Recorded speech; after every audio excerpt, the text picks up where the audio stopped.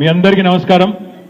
గౌరవనీయులు వెంకటేశన్ ఇక్కడ గౌరవనీయులు మీ అందరి అభిమాన నాయకుడు, మీ అందరి అభిమానంతో అంబర్పేటలో ఈసారి 25,000 ఓట్ల మెజారిటీతో గెలిచిన మీ ప్రియతమ శాసనసభ్యుడు సోదరులు ఈ సభాధ్యక్షుడు కాలేరు వెంకటేష్ అన్న గారికి, గౌరవనీయులైన మా ఆత్మీయ ఆడబిడ్డలు అన్నదమ్ములు ఎవరెవరైతే అంబర్పేటలో వెంకటేష్ అన్న గెలుపు కోసం, పార్టీ గెలుపు కోసం కష్టపడ్డారో మీ అందరికీ నా శిరస్సు వంచి హృదయపూర్వకంగా ధన్యవాదాలు తెలియజేస్తూ, పెద్దలు గౌరవనీయులు మాజీ మంత్రివర్యులు ఎమ్మెల్సీ అన్నగారు మొహమ్మద్ మహమూద్ అలీ గారు, గౌరవనీయులు పెద్దలు మషీరాబాద్ శాసనసభ్యులు ముఠా గోపాల్ అన్న గారు, గౌరవనీయులైన పెద్దలు శేర్లింగంపల్లి శాసనసభ్యులు అన్న ఆరికపూడి గాంధీ గారు, గౌరవనీయులు భూపాలపల్లి మాజీ శాసనసభ్యులు అన్నగారు గండ్ర వెంకటరమణారెడ్డి గారు, అదేవిధంగా అక్కడ దాక్కున్నవేంది లచ్చన,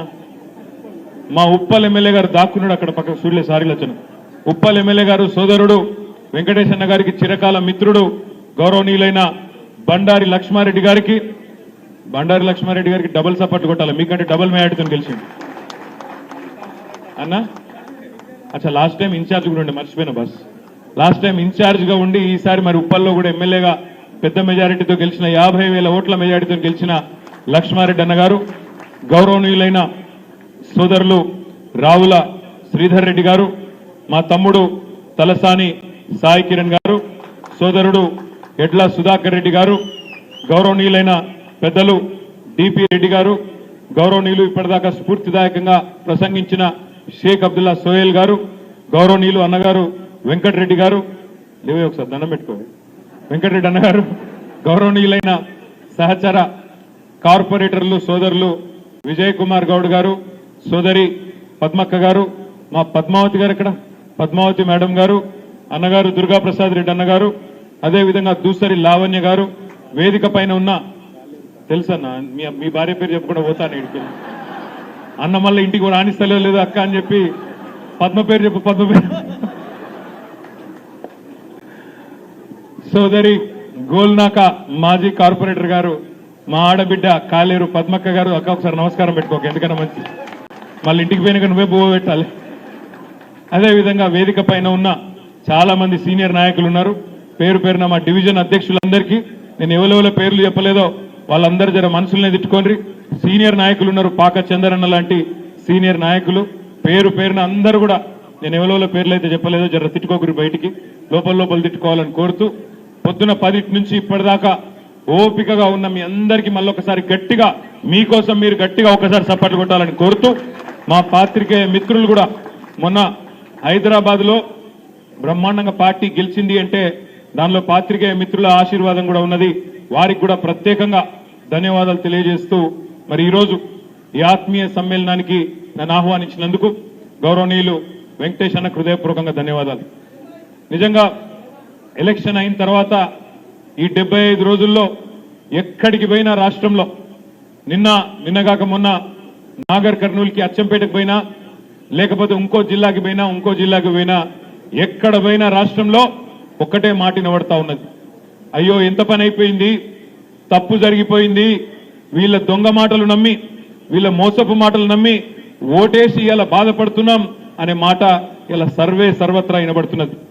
నిన్నగాక మొన్న నేను నాగర్ కర్నూలు పోయినా, అక్కడ ఇట్లనే మైక్ లో మాట్లాడుతుంటే సడన్ గా కరెంటు పోయింది.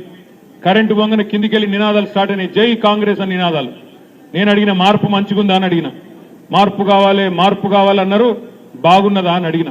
ఇవాళ నేను మీ అందరినీ ప్రార్థించేది కోరేది ఒకటే, హైదరాబాద్ లో మీ అందరూ కూడా మన గులాబీ సైనికులందరూ కష్టపడ్డాం కాబట్టే, చిత్తశుద్ధితో పనిచేసినాం కాబట్టే, నిబద్ధతతో పనిచేసినాం కాబట్టే హైదరాబాద్ లో ఒక్క సీటు కూడా ఇలా కాంగ్రెస్ పార్టీకి రాకుండా 16కి 16 కూడా జిహెచ్ఎంసీ పరిధిలో మనమే గెలుచుకున్నాం.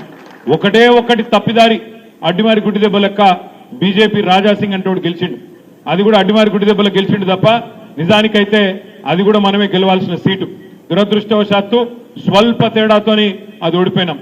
హైదరాబాద్ లో ఎవరు ఆగం కాలేదు, ఎవరు అనుమాన పడలేదు.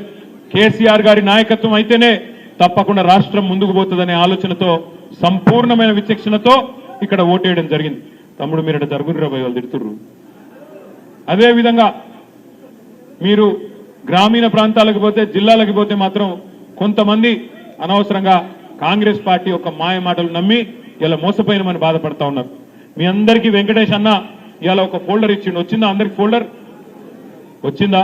ఒకసారి చూపెట్టుంది. सब लोग फोल्डर दिखाओ अपना. अरे पीछे नहीं दिख रहे, पीछे नहीं दिखा रहे. देखो इसमें सबसे अहम 2 డాక్యుమెంట్ ఇలా 2-3 ముఖ్యమైన డాక్యుమెంట్లు ఉన్నాయి. అందులో వాళ్ళ కాంగ్రెస్ పార్టీ ఇచ్చిన దొంగ హామీలు ఏవైతున్నాయో 420 హామీలు. ఒక్కసారి ఆ పుస్తకం తీయండి అందరు జర్రా. ఒకసారి పుస్తకం తీయండి. 420 హామీల పుస్తకం. ఇగో ఇది కాంగ్రెస్ ఇచ్చిన. జర్రా దిఖాओ एक बार. ఈ పుస్తకం చూపెట్టండి ఒకసారి అందరూ. ఈ 420 హామీల పుస్తకం ఏదైతుందో దీన్ని తప్పకుండా ప్రజల్లోకి తీసుకుపోవాల్సిన బాధ్యత మన మీద ఉన్నది అనే మాట నేను విజ్ఞప్తి చేస్తా ఉన్నా. ఎందుకంటే 1 కాదు 2 కాదు, ఎన్ని దొంగ మాటలు చెప్పినరో ఇలా అన్ని రాస్తున్నాయి. బస్సు ఫ్రీ అన్నారు, బంగారం ఫ్రీ అన్నారు, కేసీఆర్ షాదీ ముబారక్ 1,00,000 రూపాయలు ఇస్తుండు, కళ్యాణ లక్ష్మికి 1,00,000 రూపాయలు ఇస్తుండు. అవేం సరిపోతాయి, 1 తులం బంగారం ఇస్తాం మేము అన్నారు. బస్సు మొత్తం ఫ్రీ అన్నారు.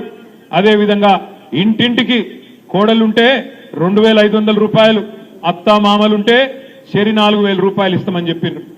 500 రూపాయలకే సిలిండరు, 200 యూనిట్లు ఫ్రీ అని చెప్పి 6 గ్యారంటీలు అని చెప్పి ఊదరగొట్టి ఇవాళ ఇష్టం వచ్చిన హామీలు ఇచ్చి ఇవాళ గద్దెనెక్కింది కాంగ్రెస్ ప్రభుత్వం. వాళ్ళు మర్చిపోయినట్టు నటించినా ఈ 420 హామీలు అమలయ్యేదాకా వాళ్ళను వేటాడుదాం, ప్రజల తరపున ప్రశ్నిస్తూనే ఉందామనే మాట కూడా ఈ సందర్భంగా నేను మీకు విజ్ఞప్తి చేస్తున్నా. వాళ్ళని విడిచిపెట్టేది లేదు. ఎందుకంటే ఆనాడేమో అందరికీ అన్ని అన్నారు, అందరికీ అన్ని ఇస్తామన్నారు. ఇవాళ కొందరికే కొన్ని అని మాట్లాడుతున్నారు. కొందరికే ఇస్తాం, కొన్ని మాత్రమే ఇస్తాం, అందరికీ అన్ని ఇయ్యలేము అనే మాట కూడా మాట్లాడుతూ ఉన్నారు. ఇంకా ఎంత దుర్మార్గంగా మాట్లాడుతున్నారో మీరు చూస్తా ఉన్నారు. ఆయన రేవంత్ రెడ్డి గారు ముఖ్యమంత్రి అయిన తర్వాత సెక్రటేరియట్కి వచ్చి ఆయన ప్రెస్ మీట్లో మాట్లాడతాడు. నేను ఇక్కడేమో లంకె బిందెలు ఉంటాయనుకొని వచ్చినా ఇక్కడ ఖాళీ కుండలే ఉన్నాయి, మరి ఏం చేయాలి అని చెప్పి వెకిలి నవ్వుతున్నాడు. నాకు తెలియక అడుగుతా, మీరు అంబర్పేటలో ఉండే మా ఆడబిడ్డలు చెప్పాలా, మా అన్నదమ్ములు చెప్పాలా? లంకె బిందెల కోసం గడ్డపారలు పట్టుకొని, తట్టాపారలు పట్టుకొని, నెత్తి మీద దుప్పటి కప్పుకొని అర్ధరాత్రి కొంతమంది తిరుగుతూ ఉంటారు ఊళ్ళల్లో. ఎవరు మరి రేవంత్ రెడ్డి గారు గతంలో ఏం పని చేస్తున్నారో నాకు తెలియదు, కానీ ఇవాళ మళ్ళీ ఆయన వచ్చి లంకె బిందెలు లేవని చెప్పి ఇలా ఎటకారంగా మాట్లాడుతూ ఉన్నాడు. ముఖ్యమంత్రి గారు సెక్రటేరియట్లో లంకె బిందెలు ఉండవు. సెక్రటేరియట్లో ఆఫీసర్లు ఉంటారు, కంప్యూటర్లు ఉంటాయి. పని చేయాలి, అక్కడికి వచ్చి ఉత్తర్వులు ఇవ్వాలి, ఉత్తర్వులు అమలు చేసి ప్రజలకు మేలు చేసే ప్రయత్నం చేయాలి. ఇలా నోటికొచ్చిన మాటలు, ఆ వాగ్దానాలు నిలబెట్టుకోలేక కేసీఆర్ గారిని తిట్టాలి, తెల్లారులేస్తే 10 ఏళ్లలో తెలంగాణ అన్యాయం అయిపోయిందని అడ్డగోలు మాటలు మాట్లాడాలి. ఆ ఆలోచన తప్ప మంచి ఆలోచనలు మాత్రం ఈ ముఖ్యమంత్రికి లేవు.